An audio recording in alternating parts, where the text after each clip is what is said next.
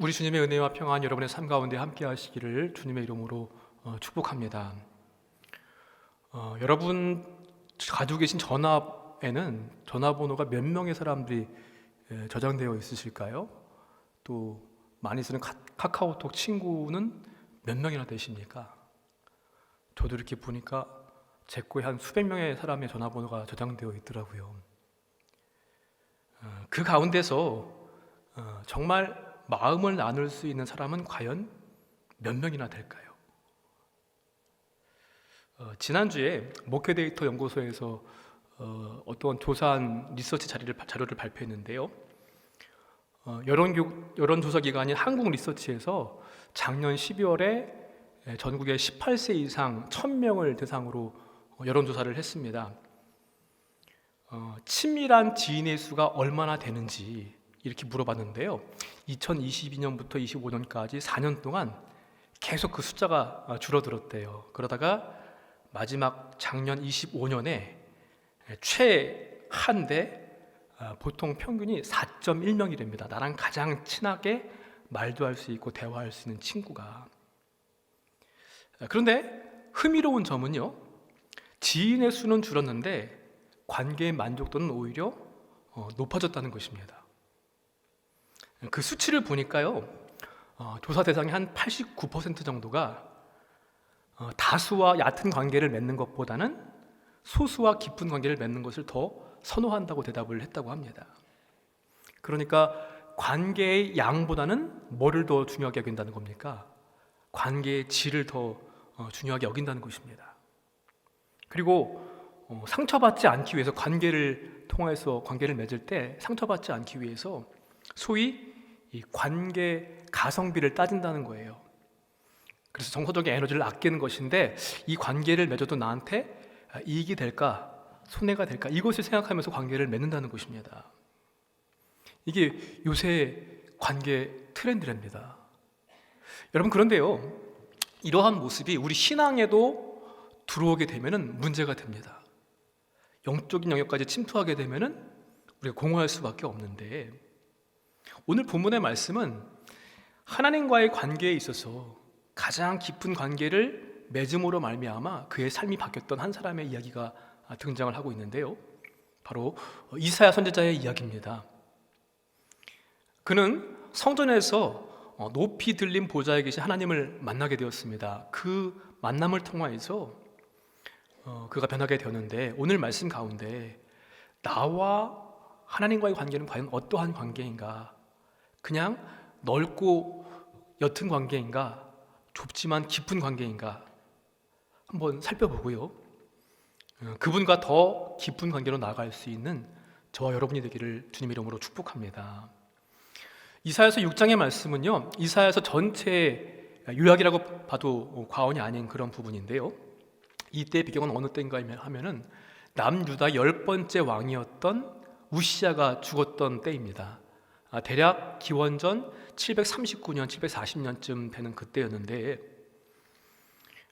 그 당시에 고대 근동 지역의 패권 국가가 어떤 나라였는가 하면은 아시리아, 아수르가 바로 패권 국가였고요.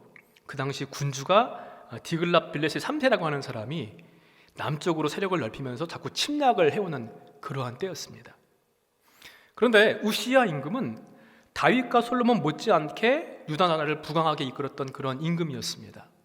군사력을 키웠고 정치적으로 또 경제적으로 잘 나라를 부강하게 했고요, 군사력도 키워서 주변의 블레셋 암몬 족속들을 제압하기도 했습니다.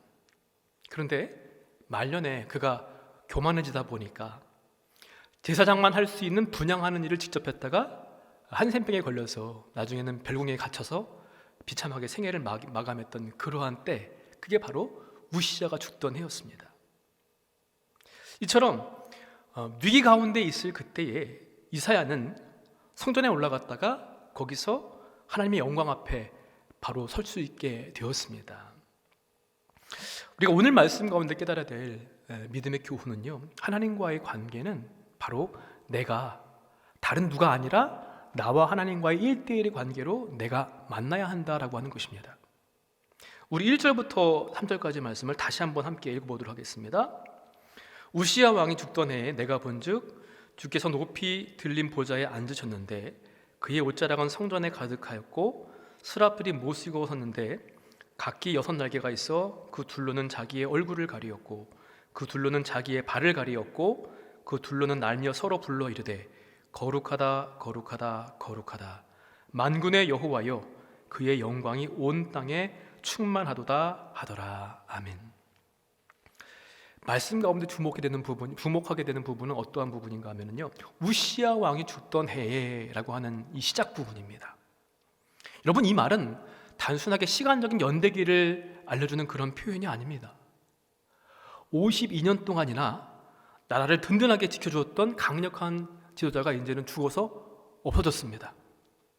그리고 북쪽에서는 잔인하고 소멸났던 아수르의 드글랏 빌레셀 왕이 남침을 하면서 계속 위협을 가해오는 그러한 때였습니다.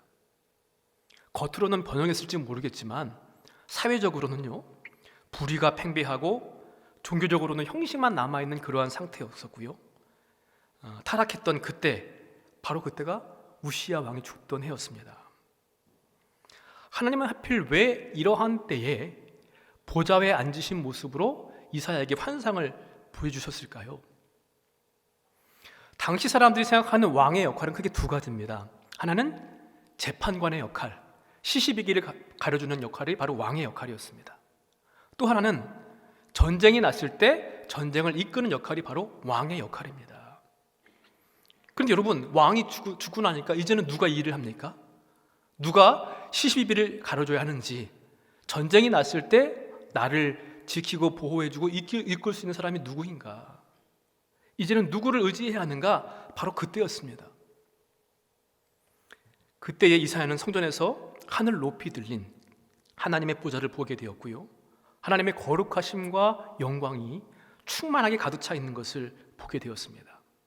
그것을 표현하기를 오늘 말씀 보니까 하나님의 옷자락이 성전에 가득하였고 하나님의 영광은 온 땅에 충만하였고 성전에서 연기가 충만하였다라고 그렇게 표현을 합니다. 이 땅의 왕은요, 이미 죽어서 그 보좌가 비어 있었습니다. 그렇지만 하늘 보좌는 비어 있었던 적이 없습니다. 여전히 하나님께서 그 위에 좌정하여 계시고요, 그분의 영광은 가득하였고 온 땅에 충만하였습니다. 다시 말하면 참 왕이 되시는 하나님께서 이스라엘의 불의를 심판하시지만 결국 대적들을 물리치시고 구원하시고 회복해 주시겠다고 하는 그러한 하나님의 계획과 뜻을 이 환상을 통해서 직접 보여주신 것이었습니다. 이렇게 영광스러운 하나님을 만나게 되었을 때 이사야가 처음 뱉었던 말이 무엇인지 여러분 보셨습니까? 5절 말씀입니다. 함께 읽어보겠습니다. 그때 내가 말하되 화로다 나여 망하게 되었도다. 나는 입술이 부정한 사람이요 나는 입술이 부정한 백성 중에 거주하면서 만군의 여호와이신 왕을 배웠음이로다 하였더라. 처음 한 말이 무엇인가 하면 이 말입니다. 망했다, 죽었다, 내가 망하게 되었고 내가 죽게 되었다라고 하는 그런 말입니다. 하나님의 거룩하심과 영광과는 대조적으로 유대 백성들을 보니까요, 나라는 번영했을지 모르겠지만 그것은 겉모습뿐이었고 신앙 공동체, 민족의 붕괴를 보았고요, 고아와 과부로 대표되는 사회적 약자들을 향한 불의가 팽배한 것을 그는 보았습니다. 그들의 울음소리도 듣게 되었고 자신이 속한 공동체의 제약을 보게 되었습니다. 그동안 유다가 이 우시야 왕의 통치로 인해서 번영하고 잘 살고 아무런 문제가 없는 것 같아 보였는데 그때는 잘 보이지 않았습니다. 그런데 그가 죽고 없어지고 나니까 이제서야 보이게 된 겁니다. 하나님의 영광을 보고 나니까 민족의 위기, 또한 더불어서 자신의 죄악, 더불어 합해 민족과 자신 모두를 다 포함해서 하나님 앞에서 얼마나 자신이 범죄했는지 말로다 행위로다, 그래서 그것을 자신의 죄로 고백하게 되었습니다. 여기서는요, 변명도 할 수 없습니다. 비교도 되지 않고 숨을 수도 없습니다. 하나님의 거룩하심 앞에 온전하게 설 수 있는 사람은 단 한 사람도 존재하지 않았습니다. 덴마크의 철학자 키에르케고르는 이것을 가리켜서 하나님 앞에 선 단독자라고 그렇게 표현을 하였습니다. 우리가 잘 알고 있는 말로 표현한다면 코람데오라고 하는 말로 바꿀 수 있습니다. 남들이 하니까 세상의 트렌드가 그러니까 라고 하는 변명 뒤에 숨지 않습니다. 사회적인 지위와 명성, 가족관계 다 떼어내고 오직 하나님 앞에 홀로 서는 단 한 사람의 개인으로서 존재하는 상태, 그게 바로 하나님의 영광 앞에 섰던 이사야의 모습이었습니다. 구원은 단체로 받는 것이 아니지요. 하나님과의 관계는 언제나 나와 하나님 1대1의 관계입니다. 세상의 시선이 아니라 하나님의 시선 앞에서 내가 누구인지를 발견하게 되었을 때 비로소 인간은 허무에서 벗어나고요, 그릇된 자아에서 벗어나고 참된 자아를 찾을 수가 있는 것입니다. 이사야가 경험했던 것이 바로 이것이었습니다.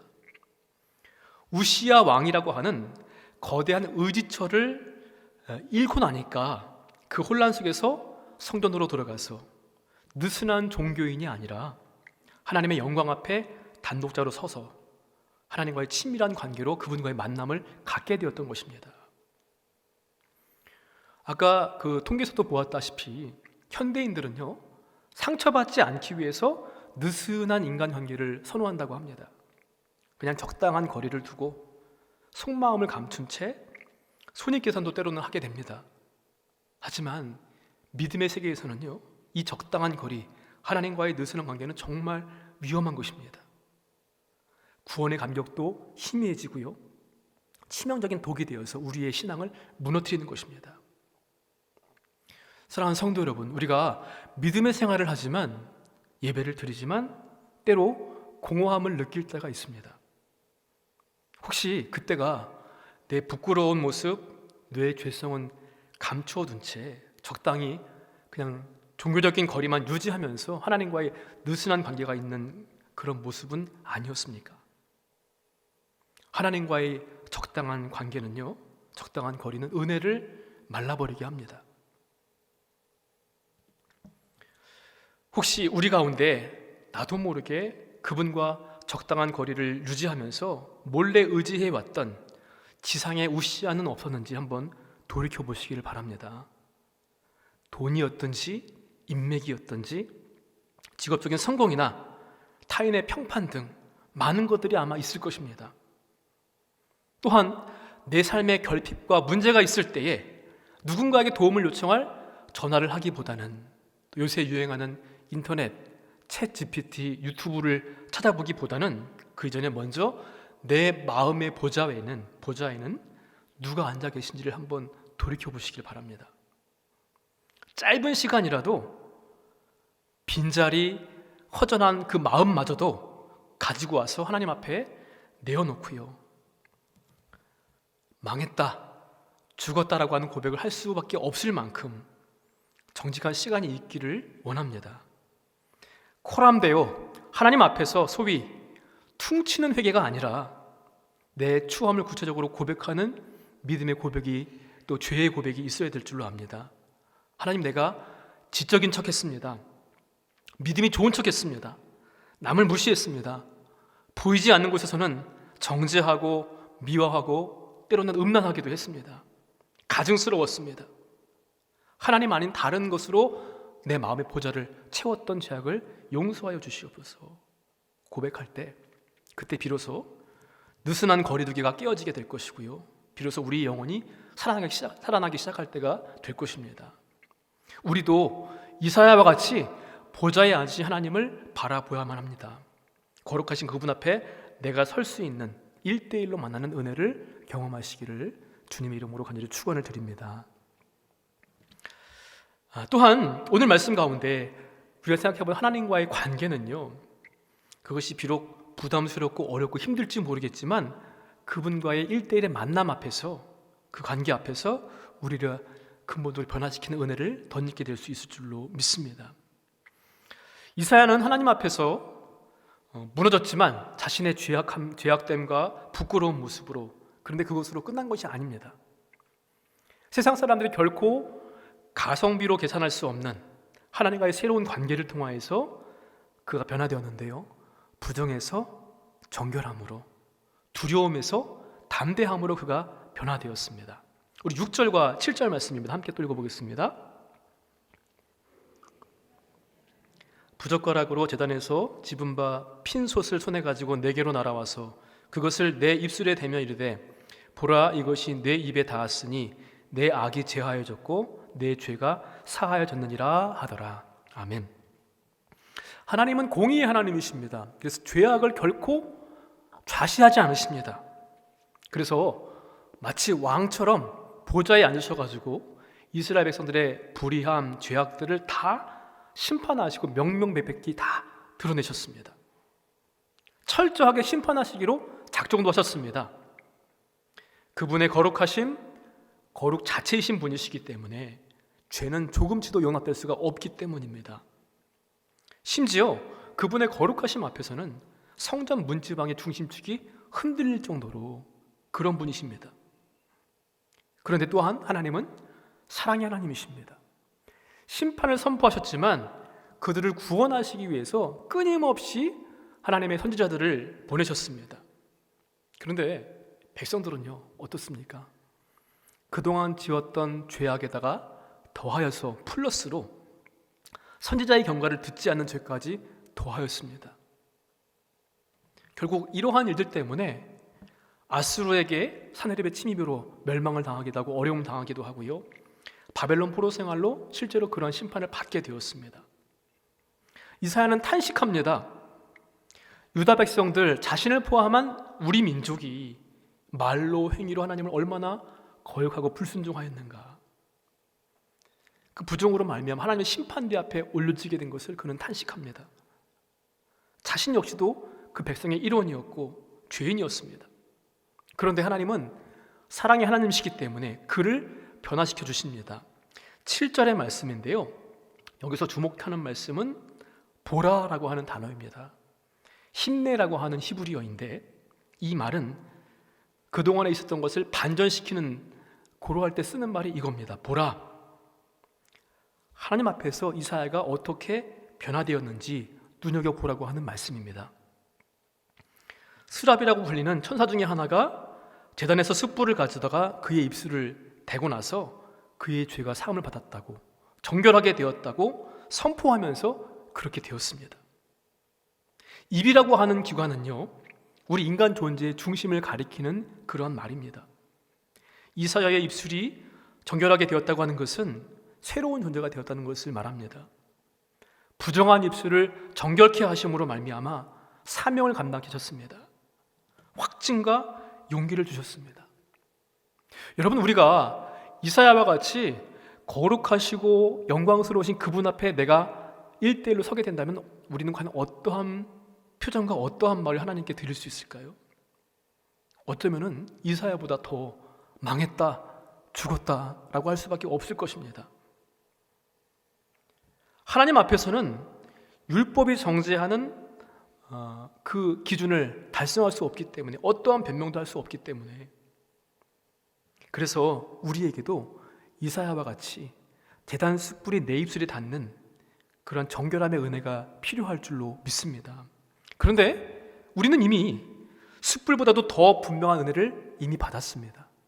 예수 그리스도의 십자가를 통하여서 하나님의 법정에서 그분의 보혈로 말미암아 의롭다함을 얻은 자가 되었습니다. 칭의를 우리가 입게 되었습니다.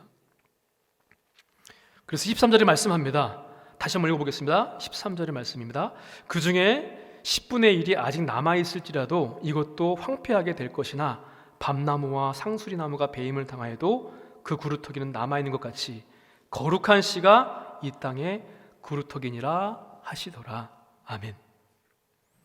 이사야서를 포함해서 성경의 대부분은요, 심판으로만 메시지가 끝나지 않습니다. 심판과 더불어서 반드시 회복을 말씀하십니다.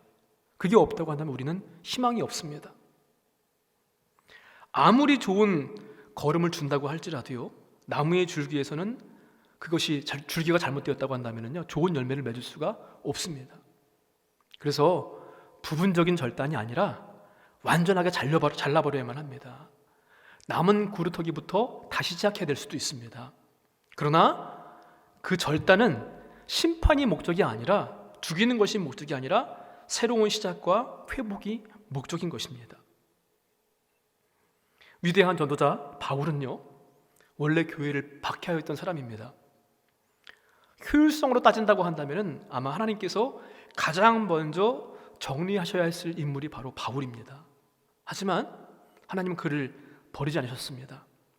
사도로 부르셨고, 이것에 대해서 바울은 고백합니다. 내가 나 된 것은 하나님의 은혜로 된 것이라.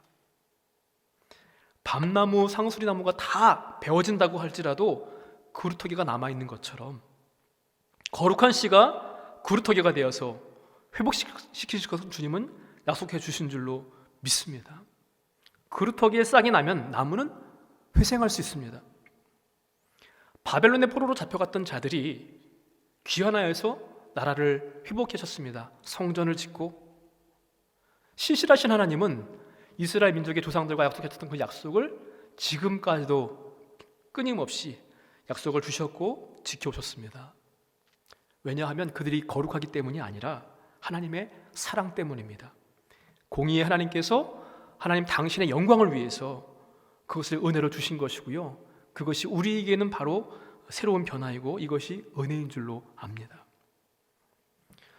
사랑하는 성도 여러분, 세상 사람들은요, 이 관계가 과연 나한테 유익이 되는가, 내 감정을 낭비하게 하는가, 피곤하게 하는가, 관계 가성비까지 따집니다. 그런데 하나님은 우리에게 가성비를 따지지 않으십니다. 99마리의 양보다 잃어버린 한 마리 양을 찾기 위해서 목숨을 거시는 분이 바로 우리 하나님이시고요, 밤새 고기 한 마리도 잡지 못한 베드로의 그 실패 현장에서도 고기가 잡혀서 그물이 찢어질 만큼 풍부하게 채우시는 분이 하나님이십니다. 절망의 순간에도 먼저 찾아오시는 분이 바로 그분이시고요, 그리고 이 모든 것들은 나의 공로나 자격이 아니라 오직 하나님의 일방적인 은혜가 나를 붙들고 계심을 여러분 기억하시기를 바랍니다. 은혜는 내가 누구인지를 알 때 깨달을 수 있습니다. 하나님을 바로 보게 되면, 그분 앞에 서게 되면 내가 누구인지를 바로 알 수 있습니다. 내가 바로 보이면 변화가 시작됩니다. 이것이 은혜를 경험한 사람의 모습이지요. 은혜로 말미암아 우리의 존재가 변화되었습니다. 나의 부정함을 탄식했던 이사야처럼 두렵고 힘들지만 나의 죄를 자백하고 하나님 앞에 나아가게 되었을 때 그분은 우리를 불의에서 깨끗게 하시고 변화시켜 주실 줄로 믿습니다. 깨트리시되 정결케 하시고요, 파괴가 아니라 회복으로 인도하십니다.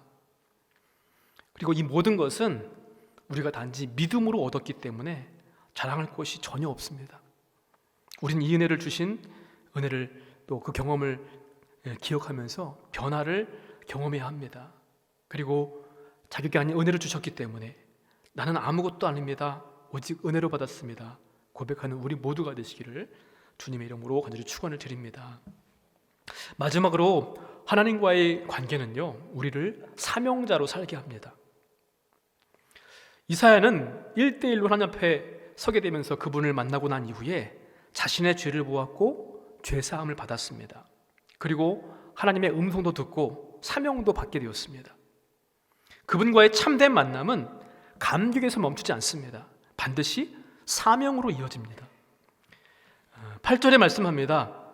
내가 누구를 보내며 누가 우리를 위하여 갈고 하시니 그때 내가 이르되 내가 여기 있나이다, 나를 보내소서 하였더니. 누구를 보낼까? 누가 우리를 위해서 갈까? 이렇게 물으셨을 때 이사야는요, 즉시 자원하여서 응답하였습니다. 제가 여기 있습니다, 저를 보내십시오. 그런데 여러분, 문제는요, 그가 받은 사명입니다. 하나님의 메시지를 선포하는 것인데 그가 받은 사명은 환영받는 메시지가 아니라 뜻밖에도 부정적인 메시지였습니다. 우리 9절과 10절 말씀 함께 또 읽어볼까요? 여호와께서 이르시되 가서 이 백성에게 이르기를 너희가 듣기는 들어도 깨닫지 못할 것이요 보기는 보아도 알지 못하리라 하여 이 백성의 마음을 둔하게 하며 그들의 귀가 막히고 그들의 눈이 감기게 하라 염려하건대 그들이 눈으로 보고 귀로 듣고 마음으로 깨닫고 다시 돌아와 고침을 받을까 하노라 하시기로. 백성의 귀가 열리고 마음이 움직이게 하는 그런 사명이 아니었습니다. 오히려 그들의 마음을 둔하게 해서 귀가 막히고 눈이 보이지 않게 해서 깨닫지 못하게 하라는 것입니다. 심지어 하나님께서 뭐라고 말씀하셨는가 보니까요, 혹시라도 눈으로 뜨고 귀로 듣고 마음이 바뀌어서 고침을 받을까 내가 염려한다라는 말씀도 하셨습니다. 여러분, 구원과 회복의 사랑의 하나님이신데 왜 이렇게 말씀하셨을까요? 정말 그들이 회개하는 것을 원치 않으셨기 때문은 아닐 것입니다. 이것은 단지 내 속마음 바뀌지 않으면서 겉모양만, 피상적인 회개만 하는 것을 하나님께서는 원치 않으셨기 때문입니다. 그리고요, 이사야가 순종하여서 그 일을 감당하고 헌신하였을지라도 아마 소용이 없을 거라는 겁니다. 그들이 워낙 완악하기 때문에. 그래서 예수님도 이런 말씀하신 적이 있으시죠? 완고한 유대인들을 향해서 여러 차례 이 이사야서의 말씀을 인용하셔서 말씀하신 적이 있습니다. 여러분, 희망을 선포하는 사명이라고 한다면 기꺼이 할 수 있겠지만, 그런데 이처럼 부정적인 사명이라고 한다면, 그리고 애쓰고 힘써도 소용이 없다고 한다면 어떻게 이 일을 감당할 수 있을까요? 그래서 이사야도 물어봤습니다. 하나님께, 주여 어느 때까지니까? 11절에 물어보는데요, 아마 이 물음 앞에는 동족을 향해서 이러한 부정의 메시지를 선포해야 하는 안타까움도 있을 것이고 마음이 아파서 그렇게 묻기도 했을 것입니다. 하나님 말씀하십니다. 백성이 포로로 잡혀가고 땅이 황폐해지기까지 심판은 계속될 것이다. 그런데요, 이 이사야의 질문은 우리 오늘의 현실과도 크게 다르지가 않습니다. 지난주 제가 뉴스 신문을 보니까요, 서울 지하철 광고 심의 규정이 바뀌었다고 하더라고요. 아주 엄격하게 적용하면서, 그래서 지하철에 게시된 교회 광고에서 십자가 다 빼라, 교회 사진, 교당 마크 다 빼라고 했답니다.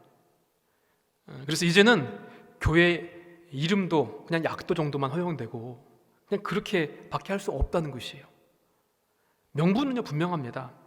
공공장소에서 특정 종교를 이렇게 할 수 없다, 시민의 편안함을 위해서 그렇게 할 수밖에 없다, 이러한 명분인데 교회 십자가 이런 거 다 교회 색깔을 다 빼라는 것입니다. 그 기사를 보면서 이제는 교회는 이름만 남기고 정체성은 드러내지 말라는 것이구나, 더 이상 공공의 공간에서도 말할 자격이 없는 것이 아닌가 하는 그런 안타까움이 들기도 했습니다. 이사야처럼 이런 질문을 갖게 됩니다. 주여, 교회와 성도 자체를 싫어하는 이 시대를 살아가고 있는데 우리에게 주신 사명이 이 시대에 무엇입니까? 하나님, 그런데 이사야한테도 그랬고요, 우리에게도 오늘 말씀하십니다. 13절의 말씀을 다시 한번 읽어보도록 하겠습니다. 그 중에 10분의 1이 아직 남아있을지라도 이것도 황폐하게 될 것이나 밤나무와 상수리나무가 배임을 당하여도 그 그루터기는 남아있는 것 같이 거룩한 씨가 이 땅에 그루터기니라 하시더라. 아멘. 거룩한 씨가 이 땅에 그루터기니라. 나무는 배임을 당하지만 뿌리까지 사라지지는 않습니다. 겉으로 드러나는 것은 사라질 수 있습니다. 그러나 하나님은 언제나 그루터기를 남겨두십니다. 교회의 십자가가 광고판에서 사라질 수는 있습니다. 교회 이름도 그냥 지도 한 구석처럼 보일 수도 있습니다. 그러나 하나님은 여전히 거룩한 씨를 남겨두십니다. 바로 저와 여러분이 그 거룩한 씨가 되는 줄로 믿습니다. 우리가 받은 사명은요, 더 크게 드러내는 데 있지는 않습니다. 더 깊이 살아나는 데 있는 줄로 압니다. 세상에서, 공공장소에서 교회의 표시가 사라질수록 삶의 자리에서 오히려 더 그리스도의 향기가 더 분명하게 드러내야 할 것입니다. 광고판에서 말할 수 없을수록 삶으로 말하는 신앙이 더욱더 선명해야만 할 것입니다. 이사야는요, 열매가 보이지 않아도, 이해되지 않아도 하나님의 뜻이 회복과 구원이라는 사실을 분명하게 믿었기 때문에 그는 그 말씀을 붙들고 순종하였습니다. 제가 여기 있습니다. 저를 보내주십시오. 사랑하는 성도 여러분, 하나님은 때로 완전하게 망하게도 하십니다. 기존에 있던 모든 것들을 다 없애버리기도 하십니다. 그러나 하나님의 심판의 궁극적인 목적은 회복과 구원입니다. 유다를 멸망케 하셨지만 뿌리까지 뽑지는 않으셨습니다. 심판도 회복을 위한 하나님의 큰 그림이었습니다. 여러분, 그러므로 하나님께서 오늘 내게 내 삶의 줄에서 주신 사명, 말씀을 다 이해할 수 없어도 순종해야만 합니다. 사명에 충실할수록 완악하고 무지한 시대를 목격할 수도 있습니다. 그렇더라도 순종해야 합니다. 열매가 보이지 않아도 순종해야 하고요. 그분의 뜻은 회복과 구원이시기 때문에 합력해서 선을 이루게 하실 것을 믿기 때문에 오늘 말씀을 함께 다시 한번 생각해 보게 됩니다.